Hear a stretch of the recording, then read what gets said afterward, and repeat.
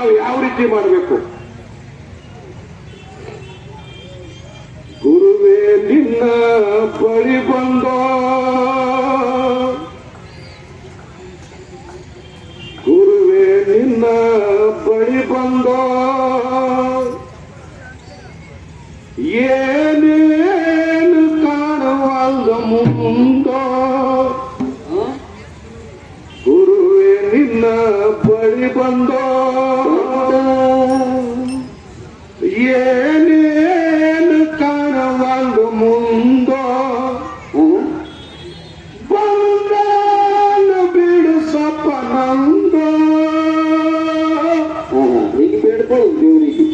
ಬಾಳು ದೊಡ್ಡದಾದ ಉಪಕಾರದಿಂದ ಗುರುವೇ ನಿನ್ನ ಬಳಿ ಬಂದ,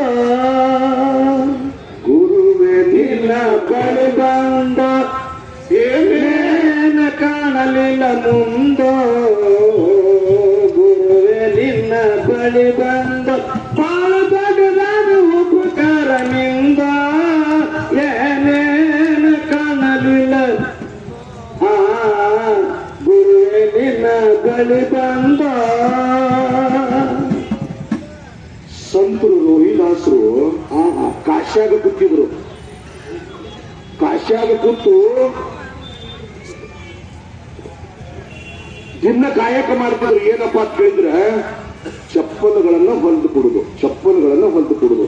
ಯಾವ ರೀತಿ ಕಾಯಕಪ್ಪ ಅಂತ ಕೇಳಿದ್ರೆ ತಂದೆ ತಾಯಿಗಳಿಗೆ ತೊಟ್ಟಲು ಹಾಕೊಂಡ್ರಿಸಿ ತೆಲಿಗೆ ತೊಟ್ಟಲು ಕಟ್ಟಿ ಭಕ್ತಿ ಮಾಡ್ಕೊಂಡು ಕಾಯಕ ಮಾಡ್ತಿದ್ರು. ಬ್ರಾಹ್ಮಣರು ಹೋಗೋರು ಎಲ್ಲ ಜಗತ್ತಿ ಕೋಟಾನು ಕೋಟಿ ಜನ ಅವ್ರ ಅಂಗಡಿ ಮುಂದಿನ ಹೋಗ್ತಿದ್ರು. ಪುಣ್ಯಾತ್ಮ ಹೋಗೋ ಸಮಯದೊಳಗ ಒಬ್ಬ ಬ್ರಾಹ್ಮಣ ಕೇಳ್ದತ್ತ, ಇವ ಒಟ್ಟ ರೋಹಿದಾಸ ಬಿಟ್ಟ ಬರಲ್ಲ ಅಂಗಡಿ, ಒಟ್ಟ ಬಿಟ್ಟು ಬರಲ್ಲ, ಅಲ್ಲೇ ಇರ್ತಾನಲ್ಲ, ಒಟ್ಟ ಬಿಟ್ಟು ಬರುದಿಲ್ಲ. ಕೋಟ್ಯಾನು ಕೋಟಿ ಜನ ಇಲ್ಲಿ ಬರ್ತಾರ, ಗಂಗಾ ನದಿ ಒಳಗೆ ಸ್ನಾನ ಮಾಡಿದ್ರೆ ಪವಿತ್ರ ಆಗ್ತಾರಂತೆ. ಇವ ಒಟ್ಟ ಅಂಗಡಿನೇ ಬಿಟ್ಟು ಬರುದಿಲ್ಲಲ್ಲ, ಯಾಕಂತೇಳಿ ಕೇಳದಂತ. ಯಪ್ಪ, ನನ್ನ ಕಾಯಕದೊಳಗೆ ನನಗೆ ಟೈಮ್, ನನ್ನ ತಂದೆ ತಾಯಿಗಳು ಪಾಪ ವೃದ್ಧರಾಗಿದ್ದಾರೆ, ಅವ್ರ ಇದ್ರೊಳಗೆ ನನಗೆ ಟೈಮ್ ಹೋಗ್ತಿದೆ ಅಂತ ತಂದುಕೊಳ್ಳೆ ರೋಹಿದಾಸ ಒಂದು ದುಡ್ಡು ಕೊಟ್ಟತ್ತ. ಯಾರಿಗೆ? ಬ್ರಾಹ್ಮಣಿಗೆ ದುಡ್ಡು ಕೂಡ ಇದು ಒಯ್ದು ಗಂಗಮ್ಮ ಮಾತ್ಯಾಗ ಒಗೆದು ಬಿಡೋಪ್ಪ. ರೋಹಿದಾಸನ ದುಡ್ಡು ತಗೊಂಡು ಬ್ರಾಹ್ಮಣ ಎಲ್ಲಿಗೆ ಬಂದಪ್ಪ? ಗಂಗಾ ನದಿ ಒಳಗ ತಮ್ಮ ತಮ್ಮ ದುಡ್ಡು ಎಲ್ಲಾರ ದುಡ್ಡು ಒಗಿತಾರ. ಆದ್ರೆ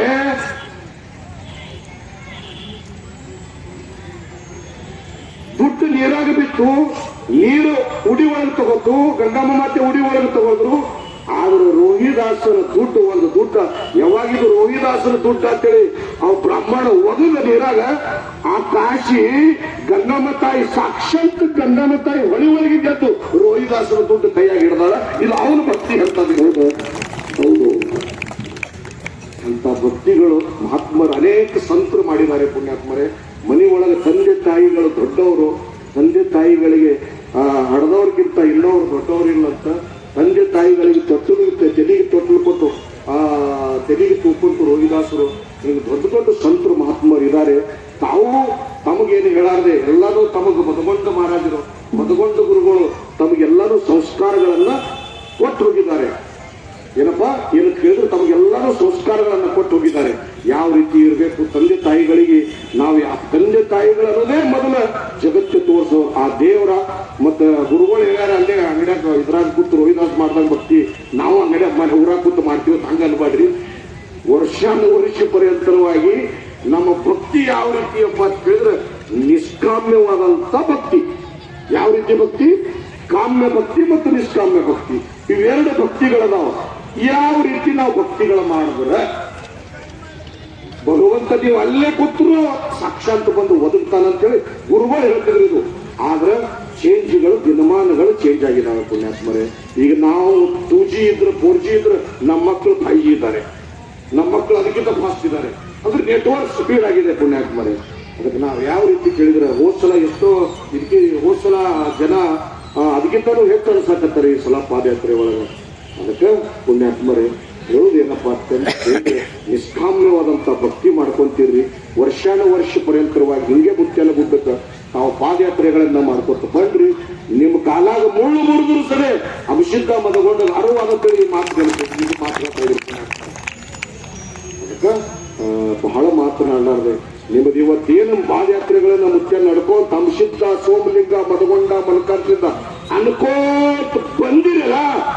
ನೀವು ಹೋದ ವರ್ಷದಲ್ಲಿ ಮಾತು ಹೇಳಿದ್ರಿ, ಮುಂದಿನ ಪಾದಯಾತ್ರೆ ತನ ನಿಮ್ಮದು ಒಂದಲ್ಲ ಎರಡೆರಡು ಹೊಸ ಜೆಂಡಾಗಳ ಹಾರ್ತಾವ ಅಂತೇಳಿ ನೀವು ಆಶೀರ್ವಾದ ಮಾಡಕ್ಕೆ ಕೆಲಸಗಳನ್ನ ಹಾಕ್ತಾವ ಅಂತೇಳಿ ಹೇಳಕ್ ಬರ್ತಾರೆ ಪುಣ್ಯಾತ್ಮ.